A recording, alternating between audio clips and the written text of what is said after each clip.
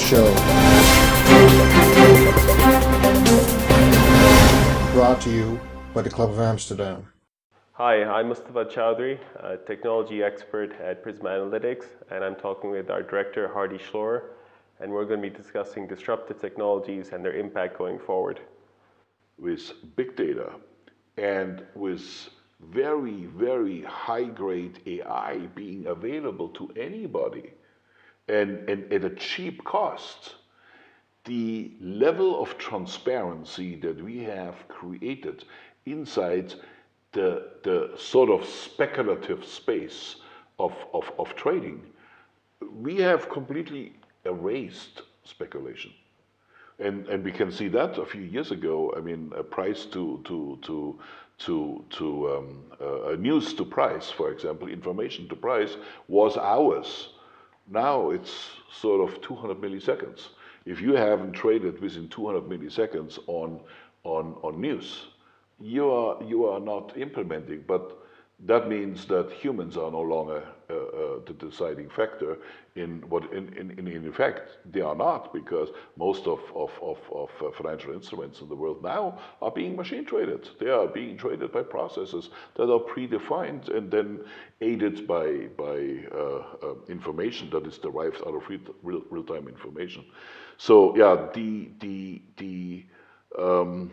changes are everywhere, and they are so manifold. We could talk for 2 days now and incite samples on that. You've mentioned this intelligence mesh that we've created and we live in. You've also mentioned that artificial intelligence has been around for almost half a decade now. You yourself have been playing with big data for 2-3 decades. You mentioned in your book this concept of emotional intelligence. Is this the layer that is finally going to help us create value out of all these tools that you've been playing with for the past 3-4 decades? Yeah. To address one thing you just said, AI is around for 5-6 years.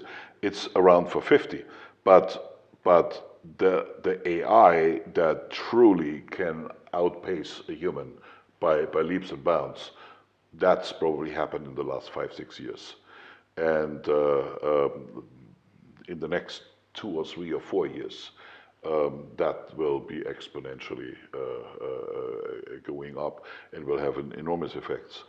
So I just want to address that point first.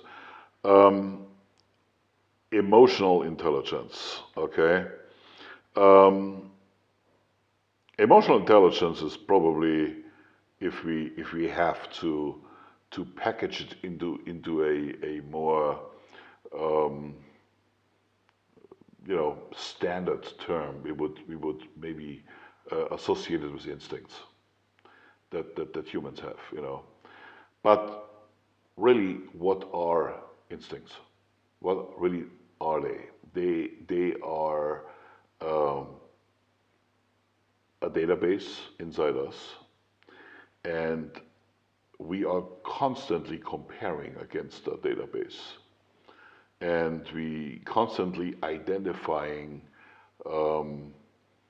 information atoms, information pieces, information molecules, if you so will, or as I call them in my book, data fusion objects. And you constantly compare what is coming against what do I know and against what do I need to protect myself, and what is useful for me, what is friendly to me, what is dangerous to me, what I can accept, what I need to take a look at, what I need to be warned about. I think that is what instinct really is. Yeah, I think I can build that into a machine environment. I think we already doing that, and I think, because he used the word mesh here once again, I think that instinct, that proactiveness in raising the guard when certain types and when data changes in a certain way, when information frequency changes in a certain way, when the stochastics in time series change in a certain signature, then we begin to raise our awareness in a number of different ways. Yeah, I can build that into a machine, that kind of behavior. That is not even that hard. So then we can move one step forward, and we can say, do we build that thing that we call emotions? No? Well, what really are emotions? Emotions are really preferences that address certain conditions within me. Whether an emotion is to like a particular person in a particular way. But you know what? When you like a person in a particular way, there is some reason why you do. There's some feature about that person. There is some circumstance how you met that person or how you interface with that person that is explainable, that is attainable, and once you can do that, if you have a environment in which you have extremely contextual possibilities of mapping all of these influences, all of a sudden you have no barriers in what a computer can reproduce or understand. And I'm not promoting here computers that can love, have emotions, and whatever have you. I'm just saying computers will be able and are able already in many projects.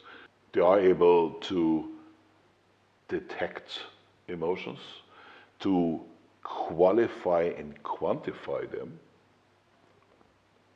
and understand what these emotions likely will lead to based on one variable, which we call human. And the more we know about humans, and it's, by the way, much easier to know about humans in a group than about individuals, because groups are much more predictable than individuals, and individuals are really unpredictable for the most part. In some big way, we can have certain expectations about certain people, and probably we will be sort of within a range of correctness on that one. But groups are very easy predictable. They're very easy. We can follow them very easy. We understand how they're exposed to language, how they behave, and so on and so forth.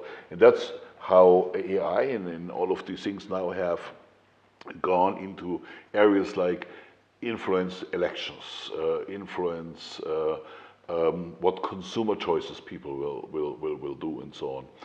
Now, interestingly enough, and by the way, the AI that we are building and using inside Prisma Analytics is that contextual model, so that we can begin to map very big environments that are derived from many different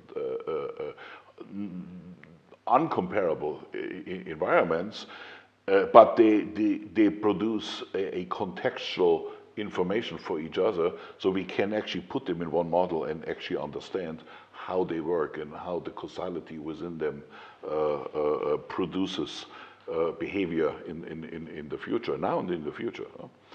So it's, I think, very important to understand that the AI comes in many small pieces, and it's in many different nodes in this network mesh that spans around our planet, and that it works together, it communicates, it grows in concert. It is sort of already has become its own life, its own existence, its own, and it's interfacing with us, the humans. And in a lot of ways not too positively sometimes, you know. But I think that is where, and I mentioned that in another interview earlier today, that is where the great revolution comes in, because we are now going through a very volatile, socially very volatile period of time, in which we will have a lot of uprisings, a lot of civil wars, a lot of clashes of cultures, of dogma, of many different areas, and where also a frustration will no doubt come about in how these machines initially are not being used to make life nice for people, but actually to control people, to put this layer of extreme observation and control over the whole planet. And of course, everyone will say that agrees with it.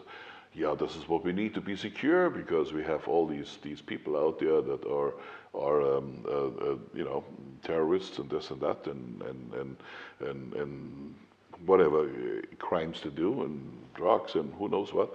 So yes, there is that element, you know. But I think in the most part, you know, people will very quickly understand that the types of AI and the types of control functions and the types of observation with these billions of cameras that are everywhere now, and everything I write, everything I say, every Twitter message now is analyzed, you know. Twitter just agreed in Russia to move their servers inside Russia, so that Russia can analyze all the Twitter messages of their people and what they say and who says it and when they did say it and about what they say it and so on. So I think there will be sort of a quite complex revolt against that controlling factor.